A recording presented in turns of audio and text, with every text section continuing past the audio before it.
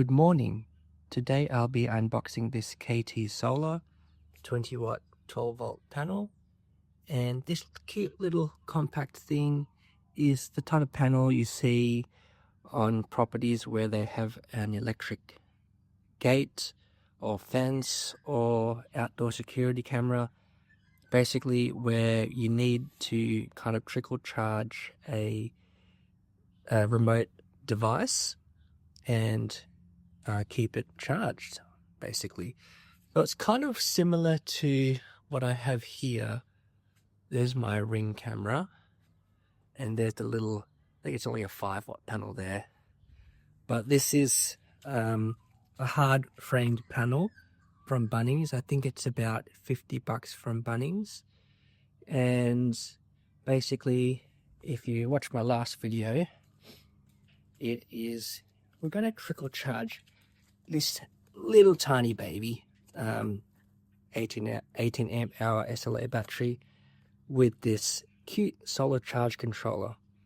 And what I've just done is wired it up with an Anderson connection and use some Wago connectors and random bits of foam to keep it all secure. I really love these Wago connectors. I'll discuss that in a future video. Really eliminates the need to solder, and very, very good quality. So I'm going to unbox that panel and see what connectors it has. I think it's got alligator connections, which is kind of weird because if this is out trickle charging something, wouldn't you need something more secure? Or maybe, yeah, that's strange to have the alligator clips. Maybe because it's a low wattage panel. But it says here, easy direct connection to battery. Okay, that's what it says there. And then it says requires regulation by solar charge controller. So, bit conflicting messages there. I think with the 10 watt panel you can, because it's so low that you can just connect it direct to the battery. So dimensions 483mm by 343mm by 17. So pretty standard depth. 10-year warranty, which is pretty good for a consumer panel. 10 years. Like if you look at the Kings, they only got like 1 year panels, and 25-year efficiency guarantee. So it says here easy direct connection to battery with 3-meter PV cables.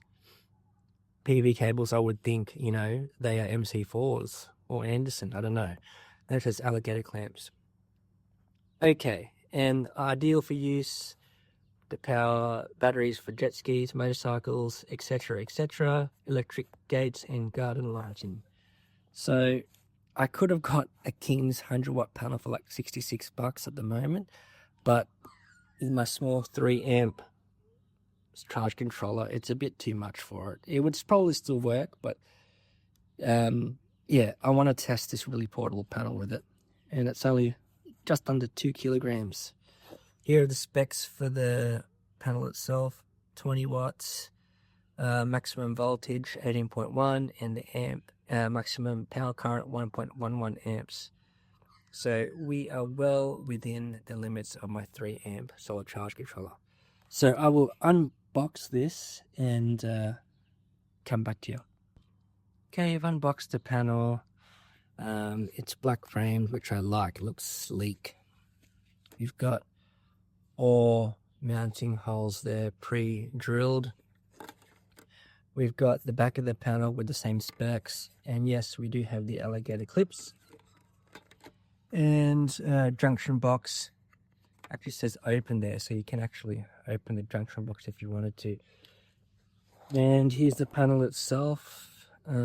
It's actually very, very good quality. I'm really impressed with it. So what we're going to do is, unfortunately, I'm going to snip these off and replace them with an Anderson connection, and we'll power it up. Okay, I've turned the panel over.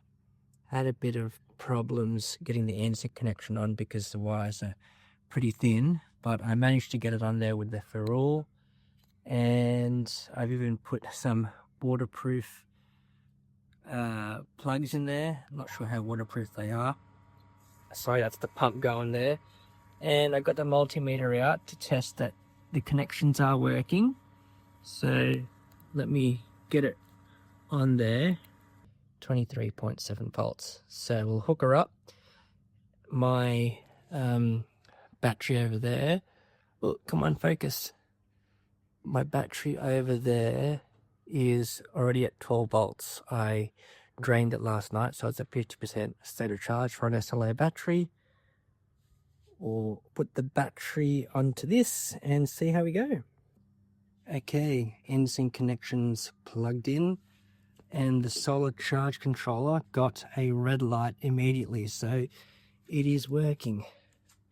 Just propped it up here for now, and there we have it.